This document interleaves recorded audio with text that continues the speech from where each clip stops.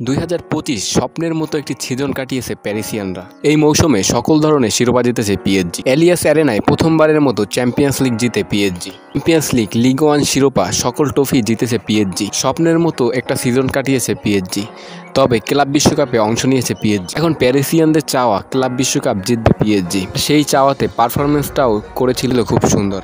Club বিশ্বকাপের প্রথম ম্যাচে অ্যাথলেটিকো মাদ্রিদকে 4-0 গোলে উড়িয়ে দিয়েছে পিএসজি। প্রথম ম্যাচ দেখে বোঝাই যাচ্ছিল কেমন অ্যাটাকিং ফুটবল খেলছে পিএসজি।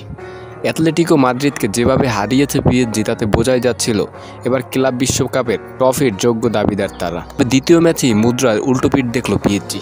ব্রাজিলিয়ান ক্লাব বোটাফিকোর বিপক্ষে 1-0 গোলে হারে পিএসজি। আগের ম্যাচে অ্যাথলেটিকো মাদ্রিদের সাথে খেলা পিএসজিকে খুঁজেই পাওয়া যাচ্ছিল। ব্রাজিলিয়ান এই ক্লাবের একের পর এক আক্রমণ ঠেকাতেই ধোম বেরিয়ে হয়ে যাচ্ছিল পিএসজি ডিফেন্ডারদের। অবশেষে ব্রাজিলিয়ান তরুণ নাম্বার 9 ইগোর জেসুসের একমাত্র গোলেই জয় পায় বোটাফিগো। ফর্মের তুঙ্গে থাকা পিএসজিকে আকাশ থেকে মাটিতে টেনে নামালো এই ব্রাজিলিয়ান ক্লাব।